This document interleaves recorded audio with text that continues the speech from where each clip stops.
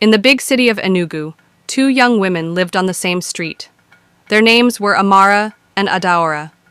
They were best friends since they were little girls. They played together, shared food, and told each other secrets. People always said, "These two are like sisters."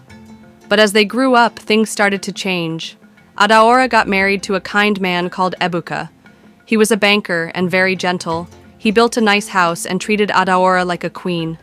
Amara was still single and lived with her aunt. She started feeling jealous of Adaora. After 1 year of marriage, Adaora became pregnant. Everyone was happy. Amara smiled and gave her hugs, but inside her heart, she was not happy. Why is she always lucky? Amara asked herself. She got a husband, now a baby. What about me? Then, one bright morning, Adaora gave birth to a baby boy. His name was Chidiabere. He had soft cheeks and curly black hair. Friends and neighbors came to see the baby. There was music and food in Adaora's house. Amara also came and brought baby clothes. She smiled, but her heart was heavy. That night, Amara could not sleep. She looked out the window and thought deeply. Adaora has everything I want, she said to herself. That baby should have been mine. I will take him. Nobody will know. One day, Adaora called Amara. "Please help me," she said. "I need rest. Ebuka has gone to work and I have not slept well." Amara agreed quickly. "I'm coming," she said. She came early the next morning. She washed plates, swept the floor, and played with the baby. When Adaora went to lie down in the room, Amara walked around the house. She looked at the baby in the small bed and smiled. Then she quickly picked him up, wrapped him in a cloth, and walked out quietly. Nobody saw her. Amara took a kiki to a far place called New Haven. She entered an old house. It belonged to a woman called Mama Ifeoma, who helped girls hide secrets. "I need your help," Amara said. "This is my baby, but I don't want trouble. Can I stay here?" Mama Ifeoma nodded and gave her a room. Back at home, Adaora woke up and went to the baby's room. The bed was empty. She shouted, "Chidi Bear! Chidi Bear!" She ran outside and screamed. Neighbors came quickly. "What happened?" they asked. "My baby is gone!" Adaora cried. Her legs shook. People searched everywhere. They looked under the bed, inside the bathroom, and behind the house. They even checked the bush behind the compound, but the baby was not there. A young man said, "Where is Amara?" Adaora shouted, "She was here!" They rushed to Amara's house, but the room was empty.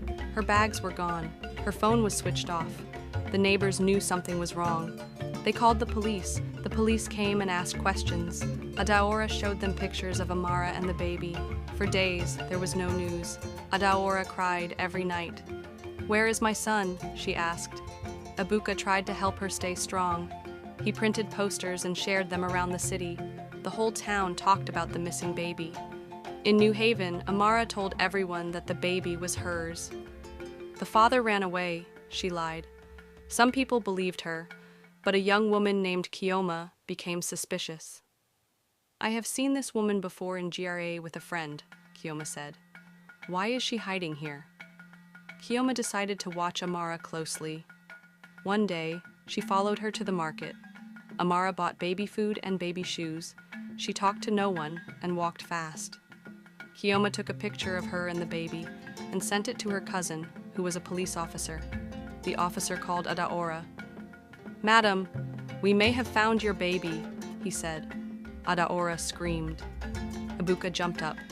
They drove quickly to the New Haven police station. There, Chioma showed them the picture. Adaora looked at the baby. "That is my Chidi Bear," she cried. That night, the police moved fast. They went to Mama Ifeoma's house. They knocked loudly. "Open this door! Police!" Amara tried to hide the baby, but it was too late. The police entered and saw her with the child. She cried and shouted, "He's my baby!" The police gently took Chidi Bear. They saw the baby bracelet that had his name. Adaora had put it on him after birth. It had not been removed.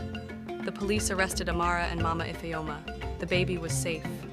Adaora and Ebuka arrived and saw their son. Adaora carried him and wept. "My baby, my chidi bear," she said. Even Ibuka shed tears. He held his wife and child tightly. "We are together again," he said. Amara sat on the floor in handcuffs. She cried. "I just wanted a baby of my own," she said. "Adaora, forgive me." But Adaora looked at her and said, "You were my friend. Friends don't steal. You broke my heart." The news spread all over Enugu. Amara stole a baby, people said. Some were shocked, others were angry. Some mothers hugged their babies tighter. The story was on TV and radio. "Don't trust anyone with your baby," the newscaster said. In court, the judge was serious. He listened to everything. Amara cried and begged, but the judge said, "You broke the law. You will spend 8 years in prison." Amara wept as she was taken away. Mama Ifeoma was also jailed for helping her. Adaora and Ibuka moved to another street for peace and safety. They became very careful. Adaora didn't let anyone hold her baby unless Ibuka was there. She also told other mothers, "Watch your baby always. Not everyone is a true friend." Years passed. Chidiberi grew strong and happy. He loved to play with toy cars and sing songs. One day he asked, "Mummy, where did I go when I was small?" Adaora looked at him, smiled, and said, "You are my miracle. God brought you back." In prison, Amara joined a church group. She started reading her Bible. She cried every time she saw babies on TV. She wrote letters to Adaora, but Adaora never replied. "Maybe one day she will forgive me," Amara said. Adaora started a small group for mothers in the city. They met every month to talk about safety, parenting, and love. She told her story so other women could learn. "Let us help each other, not hurt each other," she said. One day, Chioma came to visit. "You are brave," she told Adaora. "Some women would not survive what you passed through," Adaora smiled. "God gave me strength, and good people like you helped me. I will always be thankful." Ibuka bought a small camera for the house. It helped Adaora watch the baby even when she was cooking. "No one will take my child again," she said. They lived with joy but never forgot the pain. Amara finished her time in prison and came out many years later. She looked older and tired. She went back to the street where she once lived, but things had changed. No one wanted to talk to her. She stood in front of Adaora's new house one day but did not knock. She looked at the window where Chidi Bear's toys were placed. She dropped a small note and left. The note said, "I am sorry. May God bless your family." Adaora found the note and read it. She looked at the sky and said, "I forgive her, but I will never forget." She hugged her son and said, "You are safe now. Mummy will always protect you." The story teaches that jealousy can lead to terrible actions and destroy true friendships. Amara allowed envy to control her, and it made her steal from the person who trusted her most. Real love and friendship mean being happy for others, not wishing to take what they have. It also shows that every bad action has consequences, no matter the reason.